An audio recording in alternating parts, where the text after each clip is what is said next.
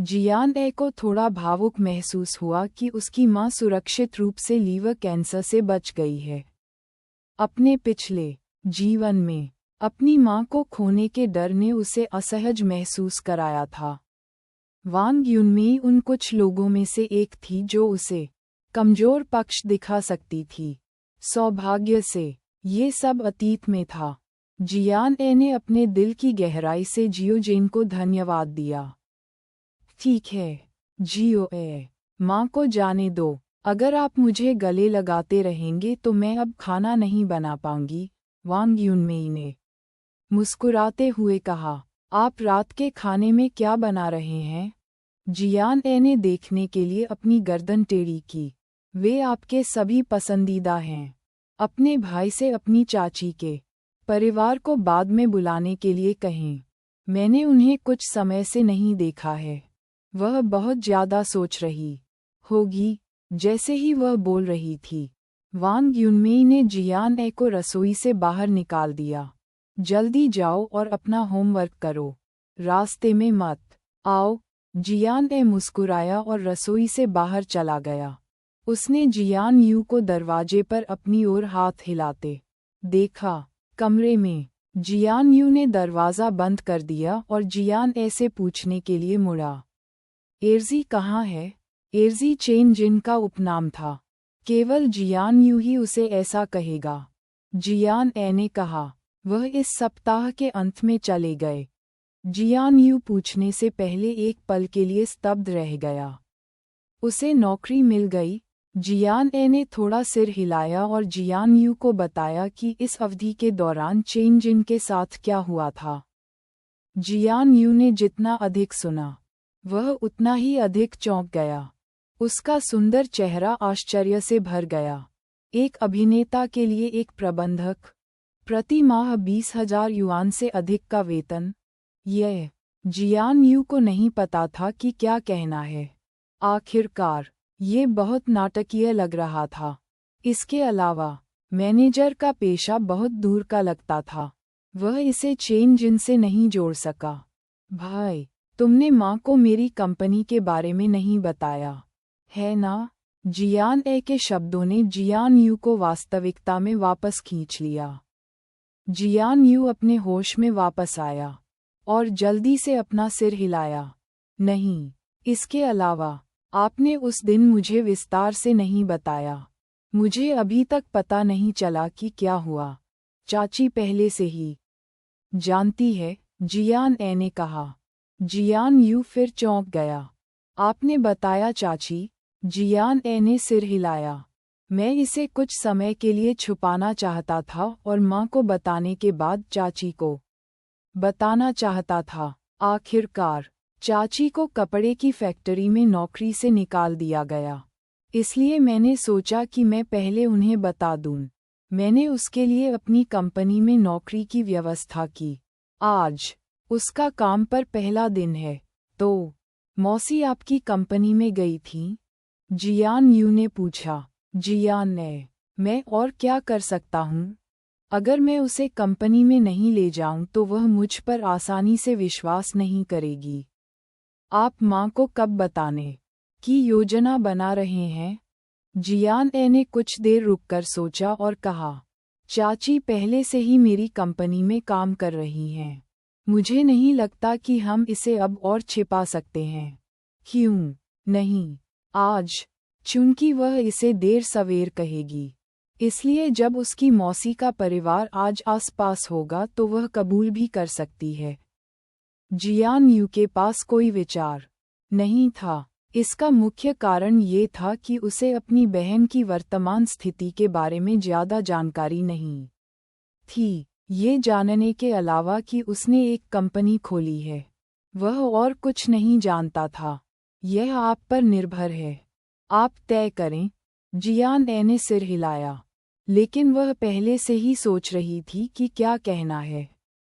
शाम करीब 6 बजे वांग युनझी और याओ फेंग जियाची के साथ पहुँचे। जैसे ही वे अंदर आए, वांग युझी सीधे रसोई में चले गए। जब उसने वांग युनमी को देखा, तो वांग युझी यह कहने से खुद को नहीं रोक सकी, बहन। ऐसा लगता है कि तुम इन दिनों गायब क्यों हो? मैं यहाँ कई बार आया, लेकिन आप घर पर नहीं थे। वांग युनमी के चेहरे पर मुस्कान थी।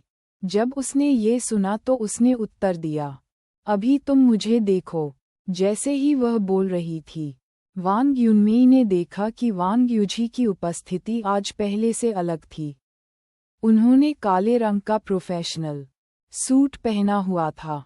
वह स्तब्ध थी। आपने इस तरह के कपड़े क्यों पहने हैं? वांग यूनजी का आज काम पर पहला दिन था।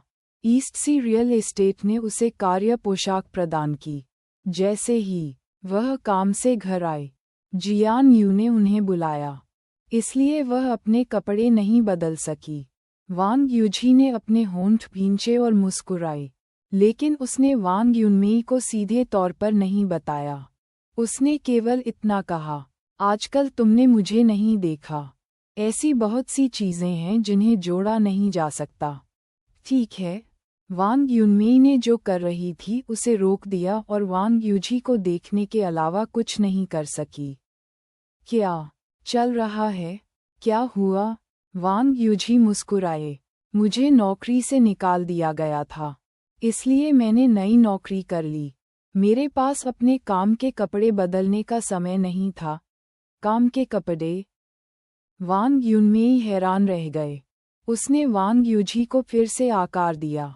क्या इस महिला का सूट काम के कपड़े थे? वांग युजी ने सिर हिलाया लेकिन कुछ नहीं कहा। वह वांग युनमी द्वारा तैयार किए गए बर्तन ले गई और रसोई से बाहर चली गई। जियो ए को ये स्वयं कहना पड़ा। वह कुछ नहीं कह सकी। लिविंग रूम में याओ फेंग ने मिलते ही जियान ए को अपने पास बुलाया। जियान ए को ये जानने के लिए अनुमान लगाने की जरूरत नहीं थी कि उसके चाचा क्या कहने वाले थे। उसने तुरंत कहा, अंकल, मुझे धन्यवाद मत दीजिए। हम परिवार हैं। मैं चाहती हूँ कि आप, चाची और जियाची बेहतर जीवन जिएं। याओ फेंग शब्दों में अनाड़ी थे और अशिक्षित थे। जब वह उत्तेजित होता तो उसका पूरा चेहरा लाल हो जाता। जियान ए को डर था कि उसके चाचा ऐसे होंगे। उसने तुरंत कहा, क्या आपके पैर बेहतर हैं? याओ फेंग ने सिर हिलाया। मैं इन 2 दिनों से शराब पी रहा हूँ। मैं काफ़ी बेहतर महसूस कर रहा हूँ। क्या मेरी चाची ने तुम्हें काम के बारे में बताया? जियान ए ने याओ फेंग से पूछा। जब याओ फेंग ने ये सुना तो उसने शर्मिंदगी से सिर हिलाया। उसने किया, लेकिन अंकल में ज़्यादा क्षमता नहीं है। मैं आपकी क्या मदद कर सकता हूँ? जियान ए मुस्कुराया। अंकल, चिंता मत करो, मैं तुम्हारे लिए कुछ व्यवस्था करूँगा। वांग यूंजी ने कल ही याओ फेंग से बात की थी, इसलिए याओ फेंग ने फैसला किया था कि जियो ए ने उसके लिए चाहे जो भी नौकरी की व्यवस्था की हो। जब तक वह ऐसा कर सकता है, वह जियो ए की बात सुनेगा। उन्होंने जियान ए की ओर सिर हिलाया। वांग युनमी ने व्यंजनों से भरी एक मेज बनाई। आखिरी सूप परोसने के बाद उसने सभी को आवाज़ दी, चलो खाएं।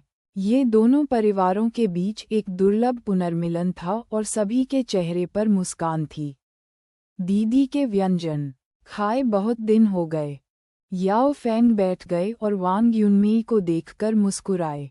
जब वांग युनमी ने ये सुना तो वह उसे देखकर मुस्कुराए बिना नहीं रह सकी। क्या आपका पैर घायल नहीं हुआ है? आप अपने शरीर को पोषण देने के लिए अधिक पोर्क ट्रॉटस खा सकते हैं। सभी लोग खाना शुरू करने ही वाले थे कि अचानक दरवाजा बाहर से खुला। फिर उन्होंने वू शाओकी को मुस्कुराते हुए अंदर आते देखा। मैंने अभी तक आंगन में प्रवेश भी नहीं किया है, लेकिन मैं पहले से ही सुगंध महसूस कर सकता हूँ। वू शाओकी ने मुस्कुराते हुए कहा, अंकल वू। जियान ए और बाकी लोग तुरंत खड़े हुए और उनका स्वागत किया। ओल्ड वू, तुम्हारी नाक तेज है। तुम गंध के कारण आए हो, है ना? वांग युनमी ने तुरंत पुकारा। जियो ए, कमरे में जाओ और अपने अंकल वू के लिए स्टूल ले आओ। जियान ए ने उत्तर दिया और स्टूल लेने ही वाला था कि वू शाओकी ने अपना हाथ लहराया। ज्यादा परेशान मत हो, मेरा यहाँ व्यवसाय है। जब उनमें से कुछ ने ओल्ड वू को देखा तो वे दंग रह गए। वांग युनमेई ने कहा, क्या हुआ ओल्ड वू, क्या यह अच्छी बात है या बुरी? वू शाओकी ने अपनी भौहें ऊपर उठाईं। बेशक, यह एक अच्छी बात है। उनके पूछने की प्रतीक्षा किए बिना वू शाओकी ने उन्हें संदेह में नहीं रखा। उन्होंने कहा, साउथ सिटी के विध्वंस की खबर जारी कर दी गई है। मुझे लगता है कि अगले 2 दिनों में सभी को पता चल जाएगा। ये सुनकर हर कोई हैरान रह गया। उन्हें उम्मीद नहीं थी कि विध्वंस की खबर इतनी अचानक आएगी। रोने से पहले वांग युनमेई एक पल के लिए स्तब्ध रह गए। उसने वांग युझी की ओर देखा और कहा, जी, तुम्हें अभी तक कोई घर नहीं मिला है ना? वांग युझी और याओ फेंग एक दूसरे को देखने से खुद को नहीं रोक सके। एक पल के लिए उन्हें नहीं पता था कि वांग युनमेई से क्या कहना है, इसलिए वे केवल जियान ए को देख सकते थे। वांग युनमेई उन दोनों को देखने से खुद को रोक नहीं सके।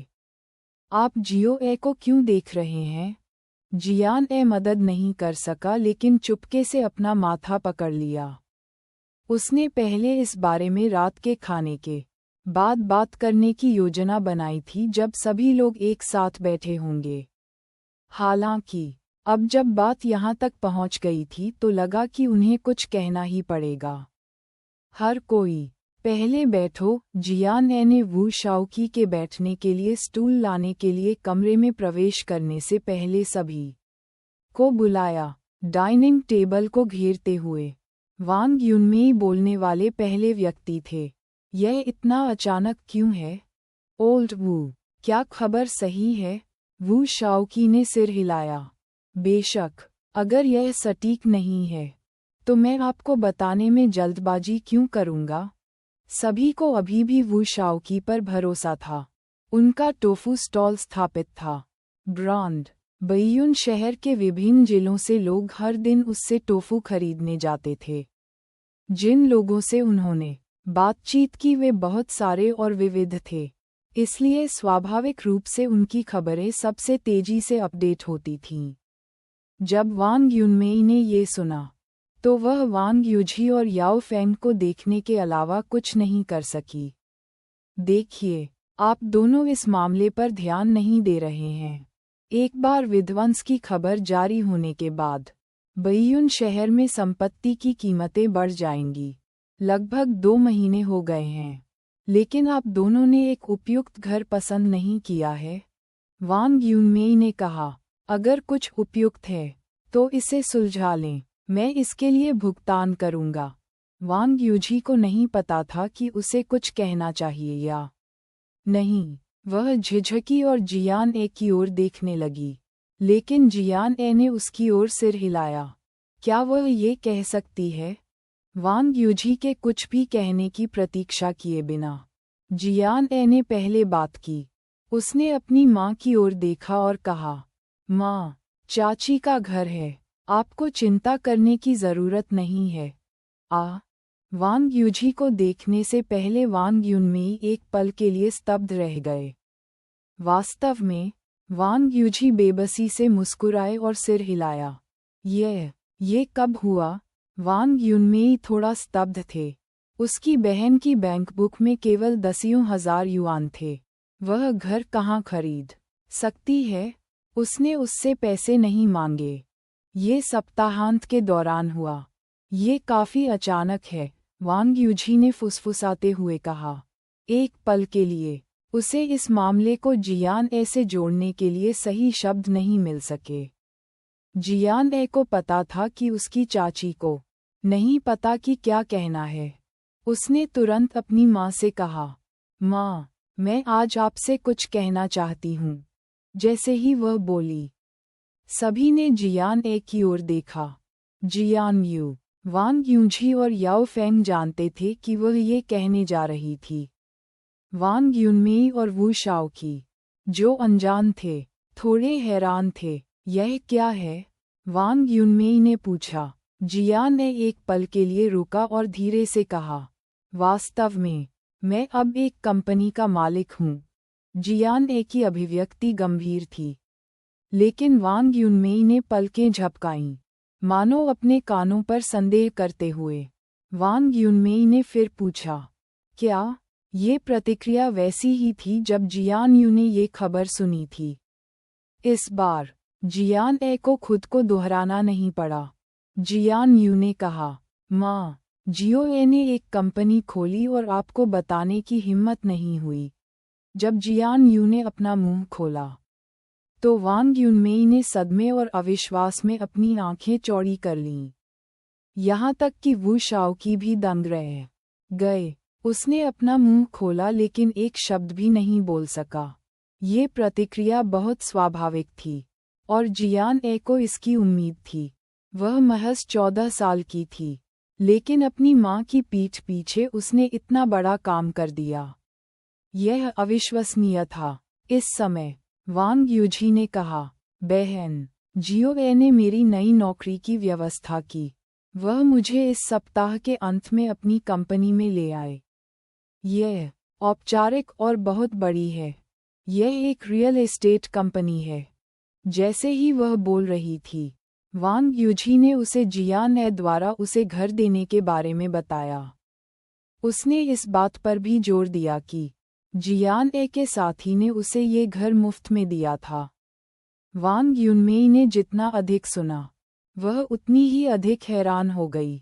ऐसा लग रहा था मानो वह कोई कहानी सुन रही हो। काफी देर के बाद आखिरकार उसे होश आ गया।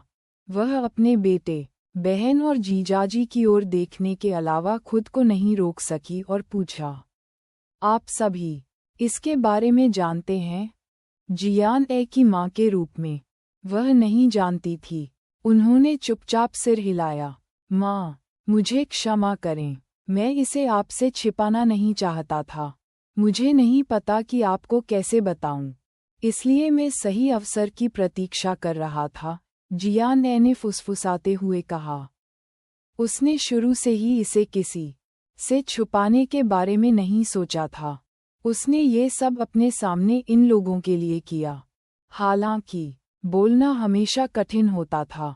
आखिरकार वह दूसरों की नज़र में अभी भी एक बच्ची थी। इस मामले का प्रभाव वांग युनमेई के लिए छोटा नहीं था। ऐसा नहीं था कि उन्हें अपनी बेटी पर भरोसा नहीं था, लेकिन एक माँ होने के नाते उन्हें इस बात की चिंता थी कि उनकी बेटी ने चुपचाप इतना बड़ा हंगामा खड़ा कर दिया है। उसे चिंता थी कि उसे धोखा मिलेगा या वह भटक जाएगी। आखिरकार उसकी बेटी केवल 14 वर्ष की थी।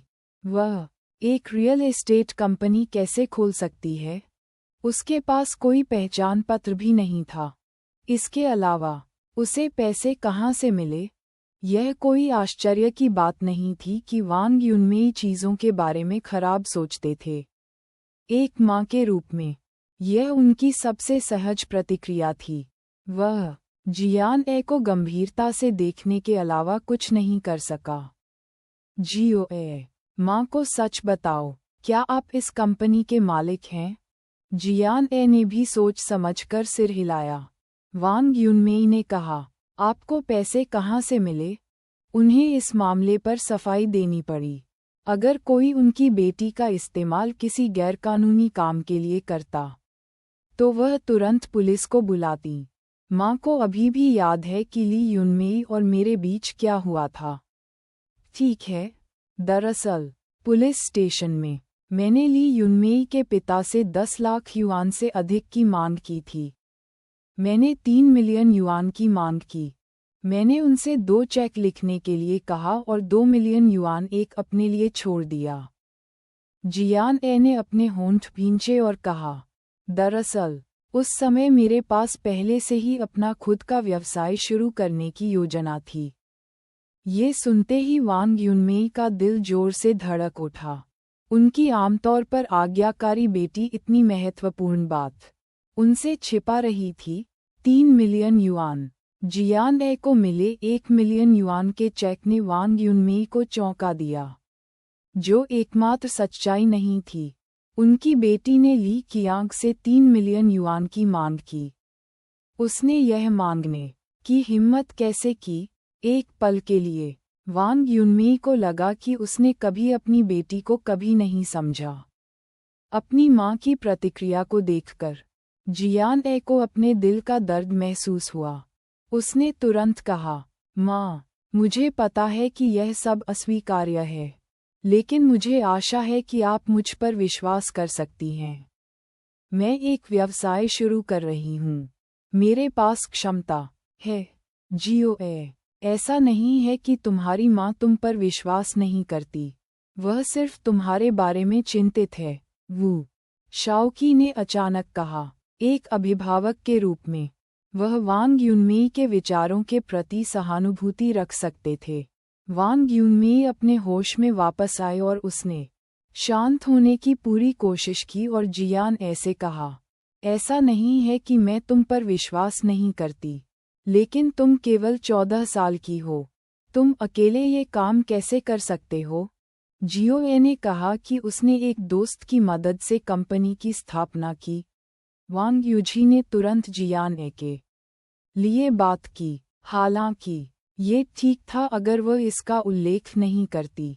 जब वांग युनमेई ने सुना कि कोई और व्यक्ति है, तो वह तुरंत और अधिक सतर्क हो गई। कौन? उसे चिंता थी कि उसकी बेटी बहुत छोटी है और लोग इसका फायदा उठाएंगे। जियान ए ने अपना मुंह खोला, लेकिन उसके दिमाग में बाई झोउ की उपस्थिति तुरंत दूसरे व्यक्ति में बदल गई। जी हाओयू। ये सुनते ही वांग युनमेई तुरंत स्तब्ध रह गईं। ये नाम परिचित लग रहा था, लेकिन यह अचानक उसके कानों में आया, जिससे वह एक पल के लिए स्तब्ध रह गई। 3 सेकंड बाद वांग युनमी को एहसास हुआ। उसकी अभिव्यक्ति पहले से भी अधिक आश्चर्यचकित करने वाली थी। Young master ji how you? इसमें कोई आश्चर्य नहीं था कि वांग युनमी इतना हैरान था। वह सोच भी नहीं सकती थी कि उसकी बेटी की यंग मास्टर जी से दोस्ती हो गई है। जियान ए ने गंभीरता से सिर हिलाया। वह वही है।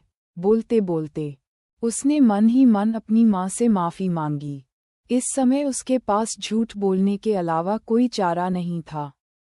जैसा कि उनकी माँ ने कहा था, वह 14 साल की उम्र में अकेले कंपनी स्थापित नहीं कर सकी क्योंकि उनके पास पहचान पत्र भी नहीं था। हालांकि अगर उसने इस समय बाई झोउ का नाम कहा, तो उसके अलावा कोई भी उसे नहीं जानता था। बाई झोउ एक ऐसे व्यक्ति की तरह थे जो हवा से बाहर आया था। इससे उसकी माँ को केवल यह महसूस होगा कि यह व्यक्ति और भी अधिक संदिग्ध था। एक और विकल्प था, और वह था भाई वूबी। हालांकि जियान ए ने फिर भी वूबी का नाम बदलकर जी हाओयू कर दिया। जब उसने इसे स्पष्ट कर दिया, सबसे पहले अंकल वू आज उपस्थित थे। दोनों परिवार करीब थे, और जियान ए को डर था कि एक दिन ये झूठ उजागर हो जाएगा। इसके अलावा वह झूठ बोलने के लिए भाई वूबी को अपने साथ घसीटना नहीं चाहती थी। ये विचार एक पल में जियान ए के दिमाग में कौंध गए। वह जानती थी कि उसे किसी ऐसे व्यक्ति को ढूंढना होगा जिसे उसकी माँ जानती हो, लेकिन वह सच्चाई की पुष्टि नहीं कर सकी। इस व्यक्ति में उसे एक कंपनी स्थापित करने में मदद करने की क्षमता भी होनी चाहिए। जी हाओयू बिल्कुल सही उम्मीदवार थे। इसलिए उसके दिमाग में जो आया वह बाई झोउ था। उसकी आवाज़ में वह व्यक्ति वूबी था, लेकिन अंत में उसने जिस व्यक्ति को मुंह से निकाला वह जी हाओयू था, जैसा कि अपेक्षित था। जब उसने जी हाओयू का नाम सुना, वांग युनमी का दिल बेवजह शांत हो गया। हालांकि वह यंग मास्टर जी को नहीं जानती थी, लेकिन ओल्ड जी उससे 3 बार मिलने आए थे अस्पताल में रहने के दौरान। ओल्ड जी के कारण वांग युनमी को यंग मास्टर जी पर संदेह नहीं होगा।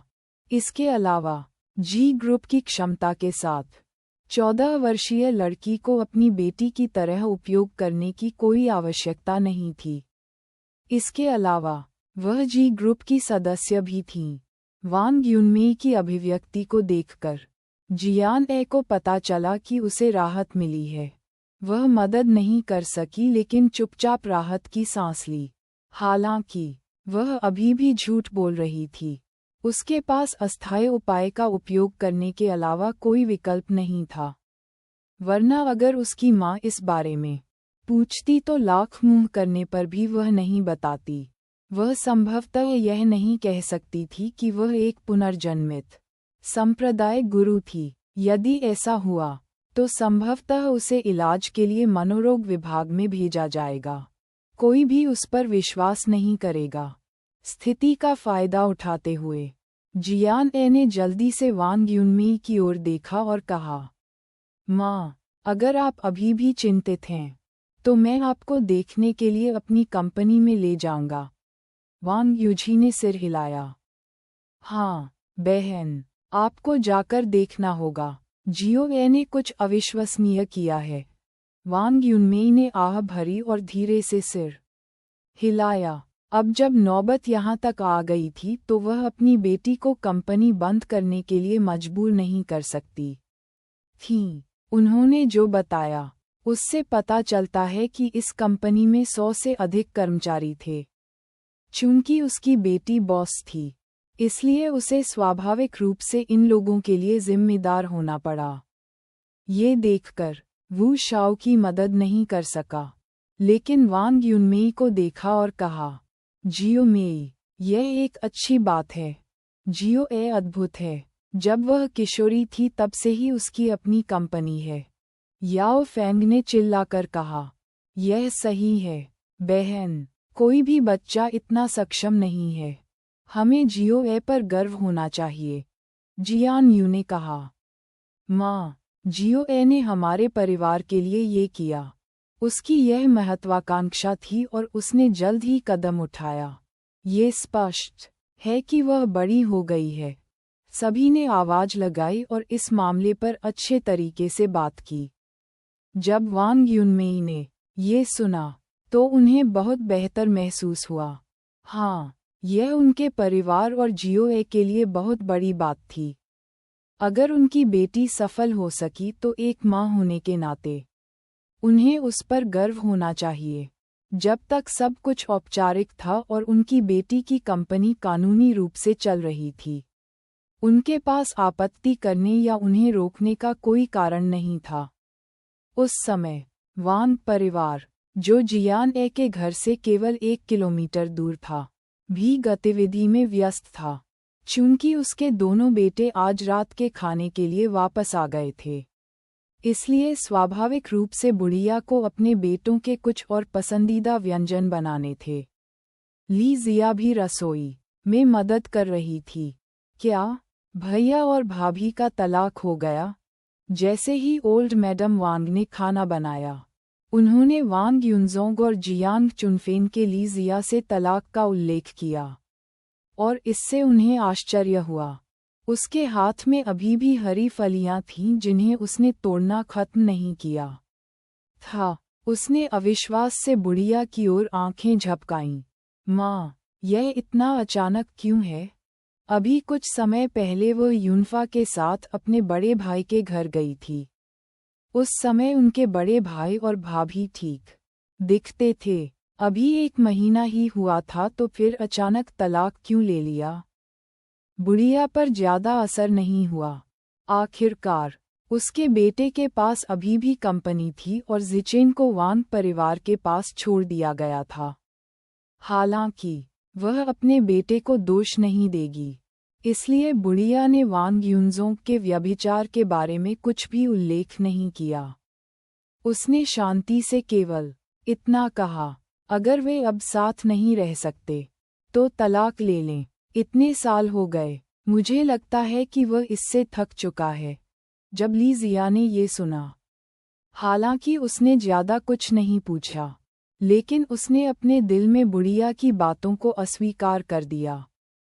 हालांकि वांग परिवार में उसकी शादी को केवल 1 महीना ही हुआ था, लेकिन उसे बहुत पहले ही समझ आ गया था कि उसे क्या जानने की जरूरत है।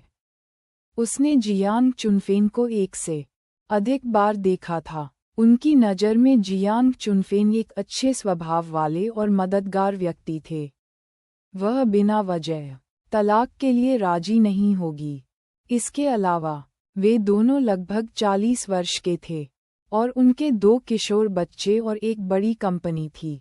उन्हें इतनी आसानी से तलाक कैसे मिल गया? हालांकि बुढ़िया की बातें सहज थीं, ली जिया अनुमान लगा सकती थी कि उसके बड़े भाई ने कुछ अक्षम्य कार्य किया होगा। बुढ़िया ने वांग युनझोंग का पक्ष लिया। ये बात वांग परिवार में हर किसी को पता थी, इसलिए ली जिया को ये पता था उसके दिल में। हालांकि उसने कुछ नहीं कहा और केवल अस्थायी तौर पर पूछा, माँ, कंपनी के बारे में क्या तलाक के बाद संपत्ति का बंटवारा नहीं होगा? बुढ़िया निराशा भरी दृष्टि से उपहास करने के अलावा कुछ नहीं कर सकी। कंपनी आपके भाई की है, इसलिए निश्चित रूप से इसे उसी पर छोड़ दिया जाना चाहिए। हालांकि आपका भाई इतना निर्दयी नहीं है। उसने आपकी भाभी को एक विला और एक कार दी और यहाँ तक कि उसे 2 मिलियन युआन भी दिए। ये पहले से ही परोपकारी माना जाता है। यह ऐसा था मानो वांग युनजोंग ने जियांग चुनफेन को सब कुछ दे दिया हो। ये सुनकर ली जिया चुप हो गई। क्या कंपनी का बंटवारा नहीं हुआ? ऐसा लग रहा था जैसे उसकी भाभी कुछ करेगी। उसी समय वांग युनफा ने अपने बूढ़े व्यक्ति से यह बात सुनी। ली जिया की तरह वह भी अविश्वास में था। बूढ़ा आदमी धूम्रपान करता था। बुढ़िया की तुलना में वह चिंतित लग रहा था। हालांकि वह अपने बड़े बेटे से बहुत प्यार करता था, लेकिन वह अपनी बड़ी बहू से भी बहुत संतुष्ट था। यदि उनकी बड़ी बहू और बेटे ने वर्षों तक कड़ी मेहनत नहीं की होती, तो वे इतना समृद्ध जीवन नहीं जी पाते। पिताजी, मुझे स्पष्ट रूप से बताओ, क्या वे पहले ही तलाक ले चुके हैं या वे ऐसा करने की योजना बना रहे हैं? वांग युनफा को समझ नहीं आया। बूढ़े ने उसकी ओर देखा और आह भरी। ये खत्म हो गया। प्रक्रियाएं आज सुबह पूरी हो गईं। वांग युनफा भयभीत लग रही थी। ये खबर भी अचानक आई। उन्होंने बिना किसी चेतावनी के तलाक ले लिया था। बूढ़ा आदमी वांग युनफा को याद दिलाने से खुद को नहीं रोक सका। जब तुम्हारा भाई बाद में वापस आए, तो दिखावा करो कि तुम नहीं जानते। हर चीज के बारे में मत पूछो। हालांकि उन्हें लगा कि यह अफसोस की बात है, फिर भी बूढ़ा व्यक्ति अपने बड़े बेटे के पक्ष में था। वांग युनफा ने सिर हिलाया। उसका भाई अब निश्चित रूप से बुरे मूड में था, इसलिए उसे उकसाने की कोई जरूरत नहीं थी। हालांकि वांग युनफा और ली जिया दोनों ने सोचा था कि वांग युनजोंग एक गंभीर अभिव्यक्ति के साथ उनके सामने आएंगे। अप्रत्याशित रूप से सच्चाई इसके विपरीत थी। पिताजी, माँ, मैं वापस आ गया हूँ। वांग युनजोंग की आवाज़ आंगन से आई और वह अपने स्वर में खुशी को छिपा नहीं सका। ऐसा लग रहा था मानो जो व्यक्ति सुबह तलाक लेने गया था वह नहीं था। रसोई का दरवाज़ा आंगन की ओर था। जब बूढ़ी मैडम वांग ने ये सुना, तो उसने तुरंत अपने हाथ में थामा चावल का स्पैटुला नीचे रख दिया और बाहर निकलते ही अपने एप्रन पर अपने हाथ पोंछ लिए। युनजोंग वापस आ गया है, बुढ़िया ने जवाब दिया और रसोई से बाहर चली गई। हालांकि जैसे ही उसने वांग युनजोंग को देखा, उसके चेहरे पर तुरंत मुस्कान आ गई। वांग युनजोंग के बगल में एक युवा और सुंदर महिला ने उसकी बाह को आत्मीयता से पकड़ रखा था। वह महिला तेजस्वी थी और उसका श्रृंगार बहुत उत्तम था। उसने एक फैशनेबल पोशाक पहनी हुई थी और यह स्पष्ट था कि वह जानती थी कि कैसे तैयार होना है। यह कोई और नहीं बल्कि तीसरा पक्ष था जिसने वांग युनजोंग की शादी जू कियान में हस्तक्षेप किया था। हेलो आंटी, मैं कियान हूँ, बुढ़िया की अभिव्यक्ति का सामना करते हुए, जो तुरंत बदल गई। जू कियान बहुत शांत थी, जब उसने सिर हिलाया और बुढ़िया का अभिवादन किया तो उसके चेहरे पर मुस्कान फूल की तरह थी। ली जिया भी रसोई से बाहर चली गई। भाई वापस आ गया है। बूढ़ी महिला की तुलना में ली जिया केवल थोड़ा स्तब्ध रह गई जब उसने जू कियान को देखा। उसकी कोई खास प्रतिक्रिया नहीं थी। हालांकि जब उसकी नज़र जू कियान के हाथ पर पड़ी जो वांग युनजोंग के हाथ में था, तो उसके दिल में संदेह तुरंत दूर हो गया। पता चला कि उसका अफेयर था। ऐसा नहीं लग रहा था कि उसका बड़ा भाई कुछ करेगा। हालांकि ये बहुत अहंकारी था। उसका सुबह ही तलाक हुआ था और अब वह दोपहर को अपनी नई प्रेमिका को घर ला रहा था। क्या उसे कोई शर्म महसूस हुई? क्या उसे डर था कि दूसरों को पता नहीं चलेगा कि उसने धोखा दिया है? यह आंखें खोलने वाला था। ली जिया ने अपने दिल में वांग युनजोंग के लिए तिरस्कार महसूस किया, लेकिन इसे अपने चेहरे पर दिखाने की हिम्मत नहीं की। आखिरकार भविष्य में उसके भाई के लिए उसके अभी भी कई उपयोग थे। बुढ़िया होश में तो आ गई, लेकिन उसे समझ नहीं आ रहा था कि वह अपने हाव भाव पर कैसे काबू रखे। उसने केवल अपना हाथ हिलाया। अंदर आओ, मैं अभी भी खाना बना रही हूँ। इतना कहकर वह घूमी और रसोई में लौट आई। अंत में वह अभी भी वांग युनजोंग पर थोड़ी नाराज थी। ये सच था कि उसका बेटा तलाक ले लिया था। वह ये भी जानती थी कि उसका अफेयर था, लेकिन उसके पास अपनी प्रेमिका को इतनी जल्दी वापस लाने का कोई कारण नहीं था। ली जिया भी उसके पीछे पीछे रसोई में चली गई। इस समय बुढ़िया ने ली जिया की ओर देखा और केवल शर्मिंदा महसूस किया। अभी अभी तो उसने अपने बेटे के लिए बोलने की कसम भी खाई थी, लेकिन पलक झपकते ही उसके बेटे ने उससे मुंह मोड़ लिया। सौभाग्य से ली जिया चीजों से निपटने में सहज थी। वह पहले ही सब कुछ देख चुकी थी, इसलिए अब बुढ़िया से पूछने और उसे दुखी करने की कोई जरूरत नहीं थी। डाइनिंग टेबल पर माहौल पहले जैसा जीवंत नहीं था। बुढ़िया की अभिव्यक्ति उदासीन थी और ली जिया और वांग युनफा ने कुछ भी कहने की हिम्मत नहीं की। जो शख्स सबसे ज्यादा गुस्से में था वह कोई और नहीं बल्कि बूढ़ा आदमी था। उन्हें जियांग चुनफेन एक ऐसी बहू पसंद थी जो शिष्टाचार जानती थी और सक्षम थी। उन्होंने शुरू में सोचा था कि चूंकि वे तलाक लेना चाहते हैं, इसलिए उन्होंने जो कुछ भी कहा वह बहुत देर हो चुकी होगी। अप्रत्याशित रूप से उनका बेटा दोपहर में घने मेकअप और खुशबू वाली एक महिला को वापस लाया। लोग अपनी तुलना दूसरों से करने से डरते थे। जू कियान वास्तव में युवा और सुंदर थी, लेकिन कोई भी एक नज़र में बता सकता था कि वह ऐसी व्यक्ति नहीं थी जिसके साथ कोई जीवन जी सके और अपने बेटे की सेवा कर सके।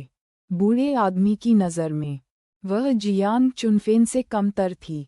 माहौल स्थिर महसूस करते हुए वांग युनजोंग के पास चीजों को सुचारू करने के अलावा कोई विकल्प नहीं था। उसने जल्दी से दोनों बुजुर्गों की ओर देखा और कहा, पिताजी, माँ, कियान पहली बार यहाँ आए हैं। उसने आपके लिए बहुत सारी चीज़ें खरीदी हैं। वे सभी मेरी कार में हैं। बाद में जब मैं निकलूंगा तो उन्हें आपके लिए छोड़ दूंगा। हाँ, बुढ़िया ने उदासीनता से उत्तर दिया, लेकिन वह अच्छी तरह जानती थी कि उसके बेटे के पैसे इन चीज़ों को खरीदने में खर्च हो गए हैं। दो बुजुर्गों की प्रतिक्रिया देखकर वांग युनजोंग को तुरंत थोड़ा शर्मिंदगी महसूस हुई। इन सभी वर्षों में उसके माता पिता ने उसका सबसे अधिक समर्थन किया था, तो उन्होंने कब उसे इस तरह अपमानित किया? इसके अलावा यह उसके नए प्रेमी के सामने था। एक पल के लिए वांग युनजोंग की अभिव्यक्ति भी ठंडी हो गई। ये स्पष्ट था कि उसे बिल्कुल भी ऐसा नहीं लगा कि वह अति हो गया है। ली जिया और वांग युनफा दोनों पक्षों के बीच फंसे हुए थे। वे एक दूसरे को गुप्त रूप से देखने से खुद को नहीं रोक सके, लेकिन उनमें से किसी ने भी कुछ नहीं कहा। भोजन काफी कष्टकारी था और कोई भी कुछ भी चख नहीं सका। जैसे ही रात्रि भोज समाप्त हुआ, वांग युनझोंग जू कियान के साथ उनका अभिवादन किए बिना ही चले गए। ली जिया ने दोनों बुजुर्गों को विदाई देने और जाने से पहले बूढ़ी महिला को साफ सफाई करने में मदद की। वापस जाते समय ली जिया अंततः इसे और अधिक नहीं रोक सकी। उसने गाड़ी चला रहे वांग युनफा की ओर देखा और कहा, भाई आज कुछ ज्यादा ही हो गया। आप सुबह कैसे तलाक ले सकते हैं और दोपहर में अपने प्रेमी को घर कैसे ला सकते हैं? पिताजी के हाव भाव को देखो। मैं इतनी डर गई थी कि मैंने भरपेट खाना भी नहीं खाया। वांग युनफा को भी ऐसा ही लगा। उसे लगा कि वह काफी कमीना है, लेकिन उसे उम्मीद नहीं थी कि उसका भाई उससे भी ज्यादा अविश्वसनीय होगा। पिताजी भाभी से बहुत संतुष्ट थे। बेशक वह इस नवागंतुक को तुरंत स्वीकार नहीं कर सकते। भाई को इतना चिंतित होने की जरूरत नहीं थी। क्या वह तलाक लेते ही दोबारा शादी करना चाहते थे? क्या ये सभी को यह नहीं बताएगा कि उन्होंने धोखा दिया? वांग युनफा ने कहा। ली जिया ने तिरस्कार से अपना सिर हिलाया। आखिरकार भाई को पछताना पड़ेगा। भाभी बहुत अच्छी इंसान है। वह ऐसा कैसे कर सकते हैं? यहाँ तक कि ली जिया जैसी महिला की नज़र में भी, जो योजना बनाने को तैयार थी, उसे जियांग चुनफेन को एक अंगूठा देना पड़ा। वांग युनफा उपहास के अलावा कुछ नहीं कर सके। हम भविष्य में एक अजीब स्थिति में होंगे। वह लड़की 20 साल की लगती है। ठीक है, भाई पहले से ही 41 साल का है। उम्र में कितना अंतर है? अगर वे भविष्य में शादी करते हैं, तो हम एक दूसरे को कैसे संबोधित करेंगे? उसे भाभी कहो। मैं उसे ऐसा नहीं कह सकता। ली जिया ने फिर से अपना सिर हिलाया और इसके बारे में सोचने में बहुत आलसी थी। दूसरी ओर जब जू कियान कार में बैठी तो रोने के अलावा कुछ नहीं कर सकी। वह बेहद गलत लग रही थी। ये सच था, वह अब वांग युनजोंग की प्रेमिका थी। अंत में पहला, जब वह उसके पीछे पीछे घर आई, तो दोनों बुजुर्गों ने उसके साथ रूखा व्यवहार किया। कोई भी इसे बर्दाश्त नहीं कर पाएगा। वांग युनजोंग का दिल उसके लिए दुखा। उसने तुरंत सड़क के किनारे कार रोकी और उसे सांत्वना दी। ठीक है कियान, मैं आज गलत था। मैंने हर चीज पर विचार नहीं किया। अगर वह उसे नहीं सहलाता तो ठीक था। लेकिन एक बार जब उसने जू कियान को सहलाया, तो वह और भी जोर से रोने लगी। ये सब आपकी गलती है। मैंने कहा कि यह बहुत तेज था, लेकिन आपने नहीं सुना। अब मैं भविष्य में आपके माता पिता का सामना कैसे करूंगा? वांग युनझोंग को भी इस पर अफसोस हुआ। उसने शुरू में सोचा था कि उसके माता पिता नाराज नहीं होंगे, क्योंकि उन्होंने उसका पक्ष लिया था। कौन जानता था कि दोनों बुजुर्गों की इतनी बड़ी प्रतिक्रिया होगी? यहाँ तक कि वह बूढ़ी औरत भी, जो आमतौर पर उससे सबसे ज्यादा प्यार करती थी, भोजन के दौरान मुस्कुराई नहीं। हाँ, ये सब मेरी गलती है। मैंने इसे अच्छा नहीं समझा। वांग युनजोंग ने माफी मांगी और जू कियान के आंसू पोंछे। उन्होंने उसे सांत्वना भी दी। मैं आज बहुत चिंतित था। मैं तुम्हें अपने माता पिता से जल्दी मिलवाने के लिए वापस लाना चाहता था, लेकिन मैं बहुत चिंतित था। ये समझ में आता है कि वे इसे स्वीकार नहीं कर सके, है ना? कियान, चिंता मत करो। जब मैं छोटा था तब से मेरे माता पिता मुझ पर सबसे अधिक ध्यान देते थे। देखो वे आज कितने गुस्से में थे, लेकिन उन्होंने कठोर शब्द नहीं कहे। ठीक है, थोड़ी देर बाद जब वे होश में आएंगे, तो वे तुम्हें अवश्य स्वीकार करेंगे। मैं वादा करता हूँ। जू कियान ने सूंघा और रोने से उसकी नकली पलकें उड़ गईं। उसने वांग युनझोंग को दयनीय दृष्टि से देखा।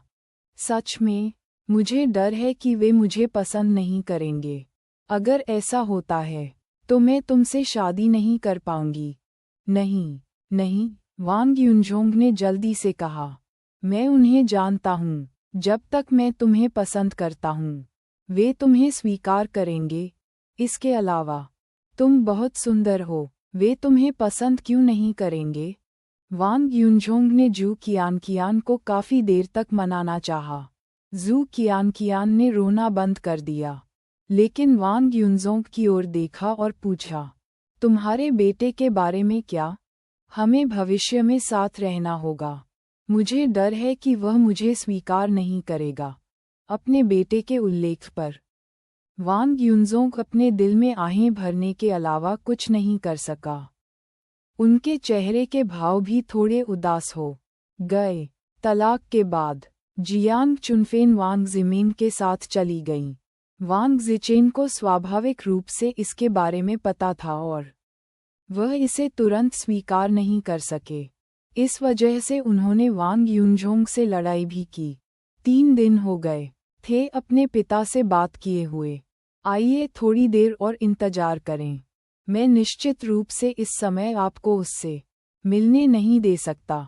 बच्चा अभी भी किशोरावस्था में है और उसका स्वभाव बहुत खराब है।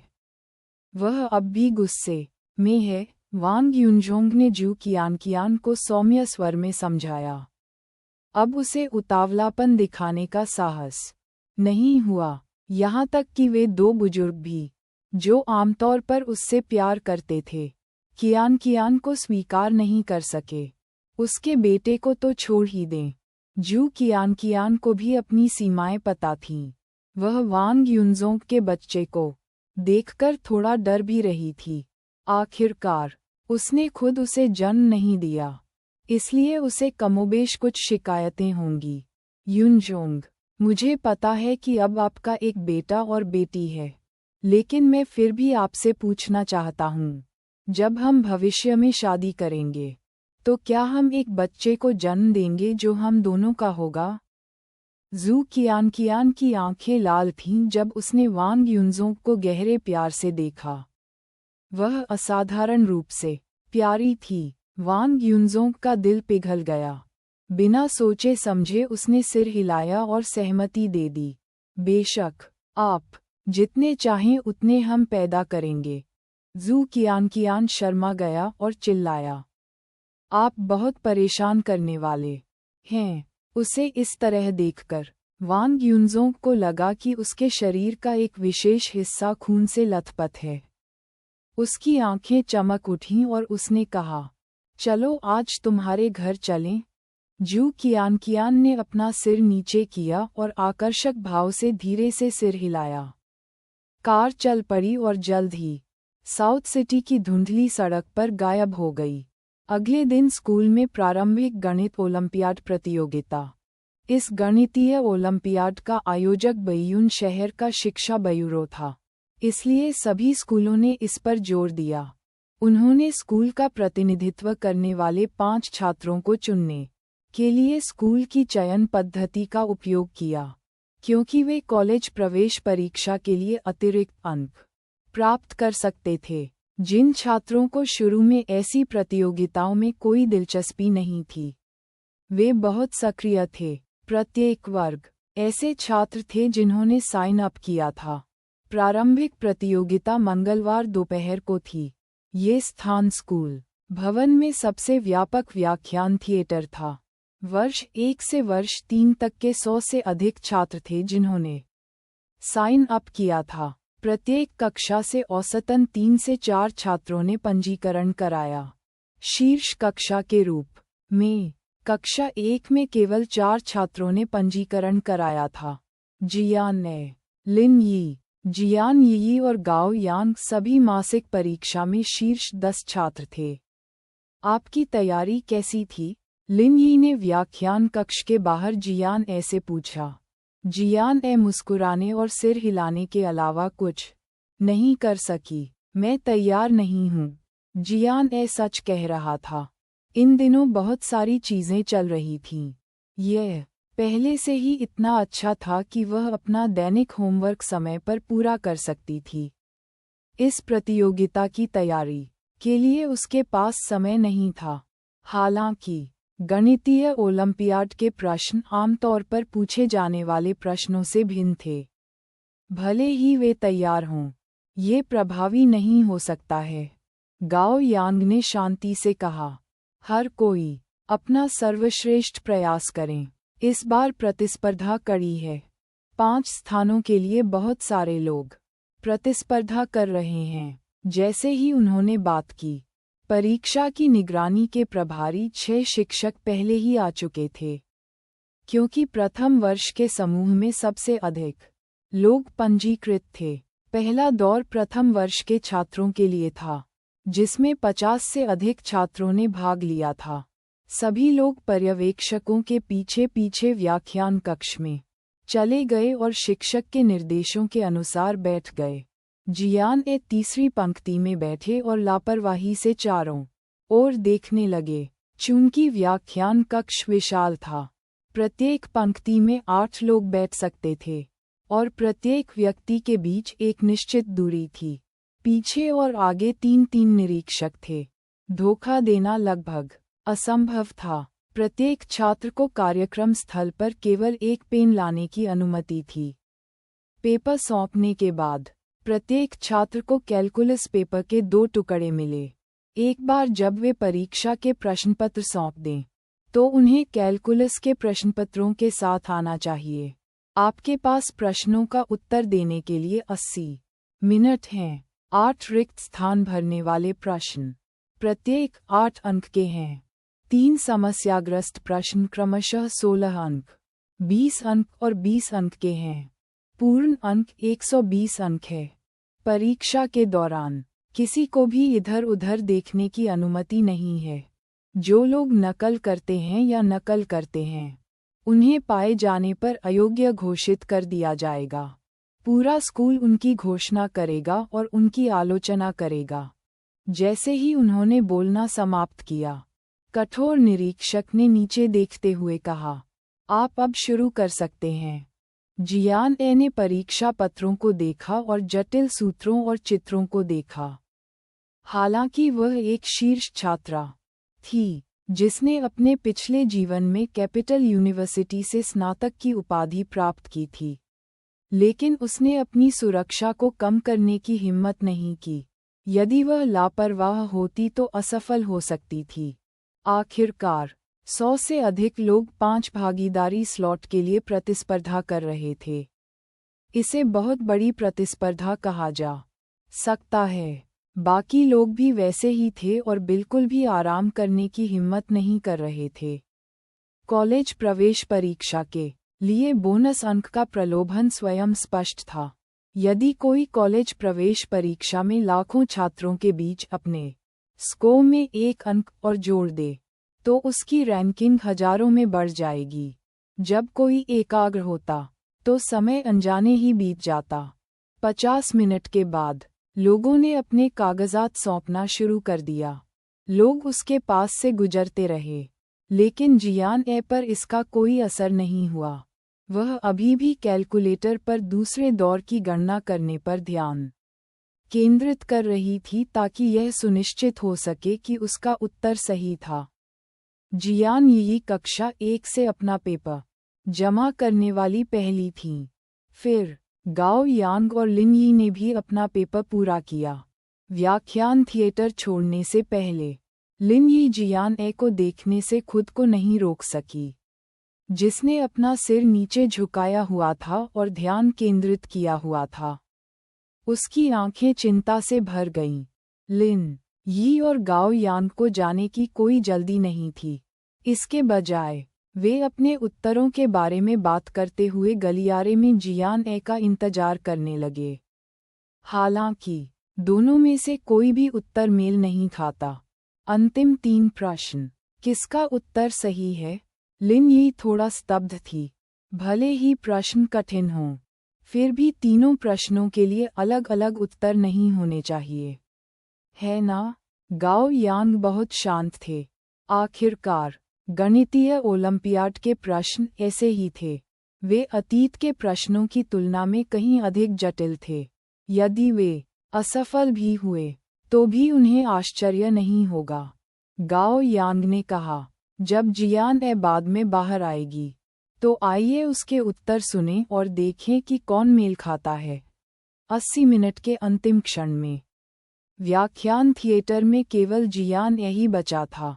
निरीक्षक की घोषणा के साथ जियान ए ने उसी समय लिखना बंद कर दिया। फिर उसने परीक्षा के पेपर और कैलकुलस के पेपर निरीक्षक को सौंप दिए और धीरे धीरे लेक्चर थिएटर से बाहर चली गई। जब उसने जियान ए को बाहर आते देखा तो लिन यी तुरंत उसके पास गया। आप अभी बाहर क्यों हैं? आपने कैसे किया? जियान ए ने थोड़ा सिर हिलाया। मुझे वे सभी मिल गए। मैंने प्रत्येक प्रश्न की 3 बार जांच की है। वे ठीक होने चाहिए। अंतिम 3 प्रश्न। आपके अंतिम उत्तर क्या हैं? गाओ यांग ने जियान ए की ओर देखा और पूछा।